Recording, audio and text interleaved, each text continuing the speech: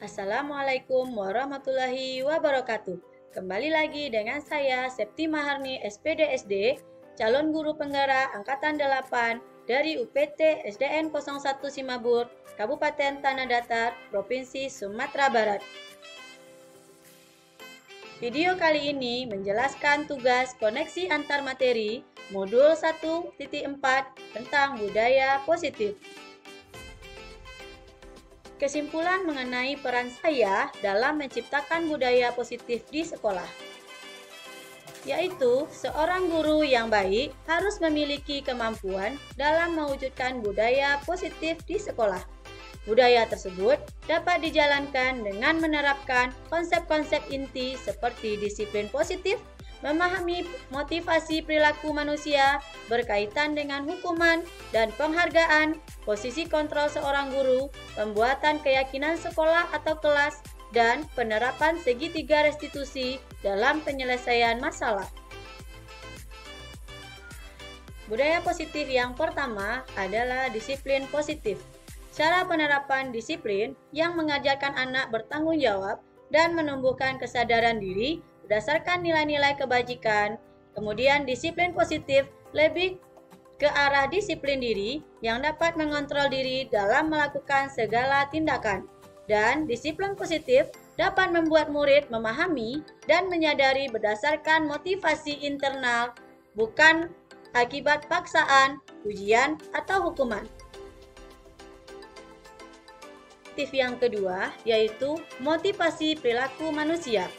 Ada 3 motivasi perilaku manusia, yaitu pertama, untuk menghindari ketidaknyamanan atau hukuman. Kedua, untuk mendapatkan imbalan atau penghargaan dari orang lain. Dan yang ketiga, untuk menjadi orang yang mereka inginkan dan menghargai diri sendiri dengan nilai-nilai yang mereka percaya.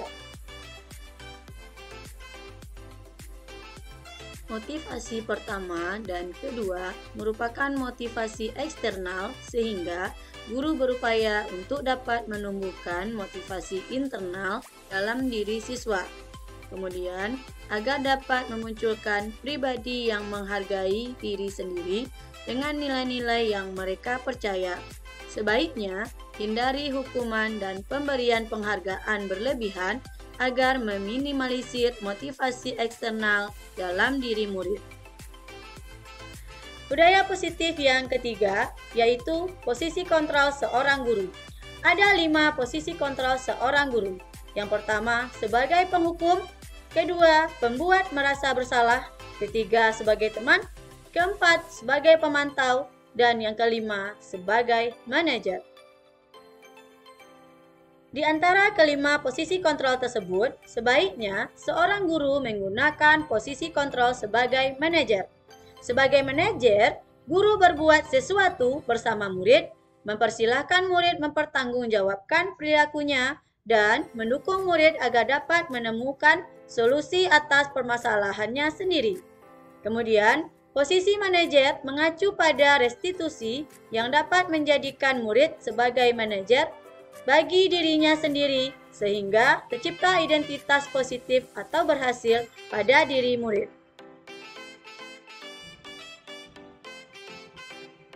Budaya positif selanjutnya yaitu keyakinan sekolah atau kelas.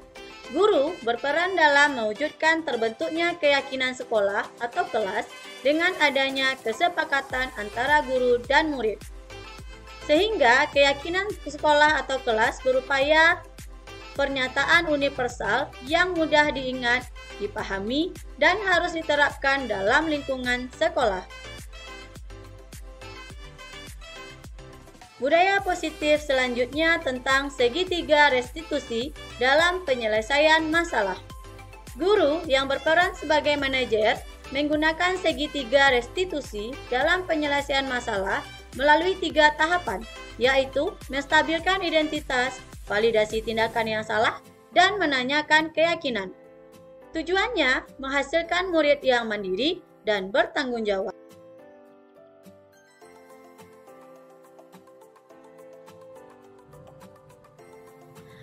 Budaya positif dapat terwujud jika seorang guru memiliki 5 nilai guru penggerak di antaranya berpihak pada murid, mandiri, reflektif, kolaboratif, dan inovatif. Budaya positif dapat terwujud dengan mendorong kolaborasi antara semua warga sekolah dengan adanya keyakinan sekolah yang harus disepakati dan dijalankan bersama. Salah satu perubahan yang diinginkan sesuai dengan visi guru penggerak adalah terbentuknya budaya positif agar diperoleh sekolah yang nyaman, aman, dan berpihak pada murid. Untuk mewujudkan visi guru penggerak tersebut dengan pembuatan prakarsa perubahan sesuai filosofi Ki Hajar Dewantara dan profil pelajar Pancasila.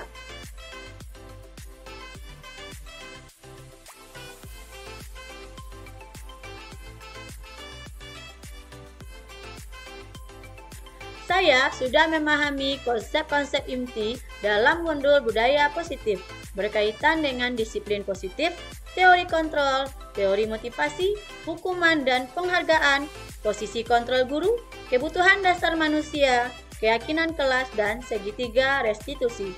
Seluruh konsep inti tersebut harus diresapi dalam diri, diwujudkan dalam tindakan, dan dibagikan kepada rekan guru di sekolah.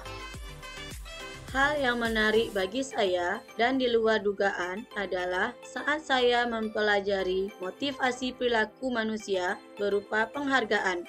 Ternyata, penghargaan dapat berdampak kurang baik bagi murid, seperti dapat merusak hubungan, mengurangi ketepatan, menurunkan kualitas, mematikan kreativitas, dan bersifat menghukum. Untuk kedepannya, saya akan berusaha memahami hal tersebut.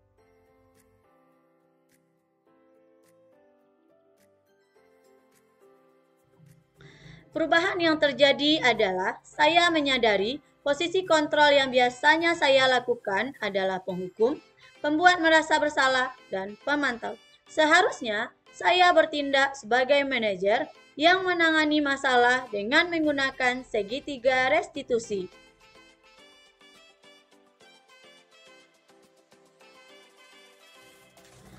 Saya menangani siswa yang sering terlambat dan bersikap tidak tertib dalam pembelajaran.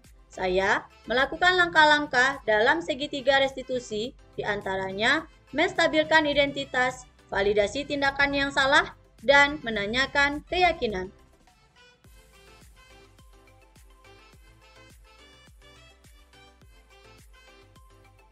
Perasaan saya sangat termotivasi untuk terus memperbaiki diri sesuai dengan nilai-nilai budaya positif di sekolah.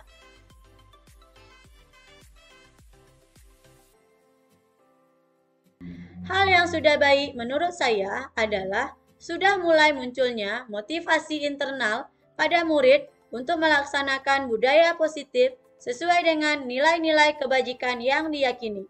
Hal yang harus diperbaiki adalah posisi guru harus berusaha sebagai manajer.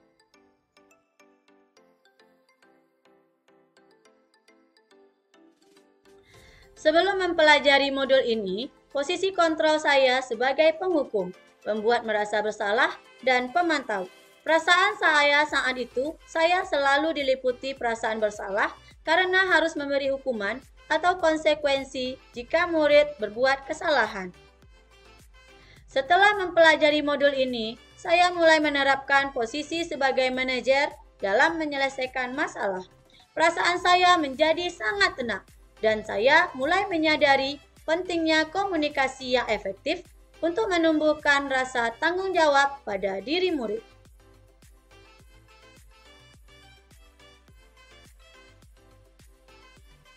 Pernah, namun saya hanya menggunakan satu tahapan saja, yaitu validasi tindakan yang salah, dengan memberikan pertanyaan-pertanyaan seperti, perbuatan yang kamu lakukan baik atau tidak?